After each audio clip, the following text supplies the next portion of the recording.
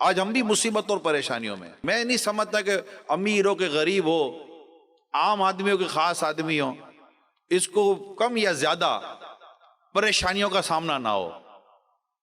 اور آئے دن پریشانیاں بڑھی رہی ہیں، ہسپتالیں بھری ہوئی ہیں، قبرستانوں میں جگہ نہیں ہے، عام آدمی پریشان، خاص آدمی پریشان، امیر پریشان، سب لوگ پریشان ہیں. اب حل کیا؟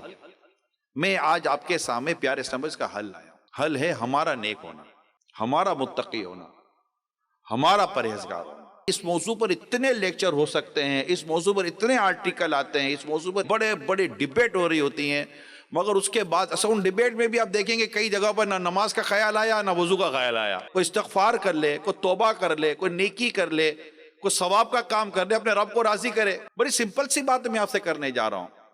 ہماری کیسی مصیبت ہے اس کا آپ مصیبت کوئی بھی نام رکھ لیں، آپ روزگار اس کا نام رکھ لیں، آپ قرض اس کا نام رکھ لیں، آپ بیماری اس کا نام رکھ لیں، گھریلو نا اتفاقی اس کا نام رکھ لیں، خوف اس کا نام رکھ لیں، مہنگائی اس کا نام رکھ لیں، ڈر اس کا نام رکھ لیں، جیسا نام رکھنا ہے اس پریشانی مصیبت کا آپ نام رکھ لیں. مگر مجھے اتنا بتائیں کہ سارے جو بھی نام رکھ لیں وہ ہے تو کوئی مصیبت یا کوئی پریشانی. اس مصیبت اور پریشانی کو دور کرنے والا کون؟ اللہ. اس کے سوا کوئی نہیں ہے جو اس مصیبت اور پریشانی کو دور کر سکے. تو ہم رب کی بارگاہ میں حاضر ہو کر اس سے معافی مانگنے، اس سے عرض کرنے کے بجائے دنیا بھر میں ہم مطلب کہ اپنا وہ بھونپو بجا رہے ہوتے کہ یہ ہو یہ ہو یہ ہو. وہ کچھ نہیں ہو سکتا، سود کے ہوتے ہوئے کچھ نہیں ہو سکتا. ہم خود کرمنل ایکٹیویٹیز میں مبتلا ہیں، ہم اپنی نمازوں سے دور ہیں، اپنی عبادت سے دور ہے. مؤذن اذان دیتا حی علی الصلاح حی علی الفلاح، کتنے لوگ مسجد میں گئے. یعنی خشکی اور تری میں، یہ بھی قرآن میں لکھا ہے، یعنی زمین اور سمندر میں، پانی میں جو مصیبت آتی ہے، جو پریشانی آتی ہے، تمہارے ہاتھوں کی کمائی ہے. اللہ پاک قرآن پاک میں فرماتا ہے. پرابلم یہ ہے کہ ہم اس پرابلم کو دور کرنے کے لیے اپنے آپ کے اندر دیکھنے کے بجائے ہم صرف باہر دیکھ رہے ہیں. یعنی انٹرنل پرابلم کو ختم کرنے کے بجائے ہم ایکسٹرنل سولوشن ڈھونڈنے کی کوشش کرنے.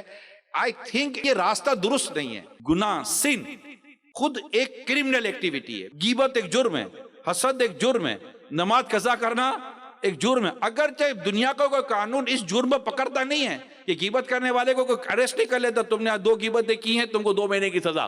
ہم سگنل توڑے تو چالان ہے، غیبت کرنے پر کوئی چالان نہیں ہے، حسد کرنے پر کوئی چالان نہیں ہے، بدگمانی کرنے پر کوئی چالان نہیں ہے، نماز قضا کرنے پر کوئی قانون نہیں لگتا ہم پر کہ بھائی اس آج کی نماز قضا کی ہے، اس کو 2 دن کے لیے اندر بند کر دو. اگر ہم قومی طور پر، ریاستی طور پر لے لیں گے، یہ وہ جرائم ہے یا یہ وہ گناہ ہے کہ جس پر دنیا کا قانون پکڑ نہیں کرتا، مگر ایک مسلمان جانتا ہے کہ اس پر اللہ کا اور قرآن کا قانون پکڑ کرتا ہے. یہ کرمنل آفینس ہے، یہ مطلب غیر قانونی کام ہے. اللہ اس کے رسول کے احکام کی بات کر رہا ہوں، اور ہمارا تو اس پر ایمان ہے نا. ہم تو قرآن پر ایمان لائے، اللہ اس کے رسول پر ایمان لائے. ہمیں یہ تو سمجھنا ہے نا کہ یہ ساری کرمنل ایکٹیویٹیز ہیں. تو ہمیں ان چیزوں سے بچنا ہے. اگر ہم ان چیزوں سے بچتے تو اب دیکھیں اللہ پاک کی مدد کیسے آتی ہے.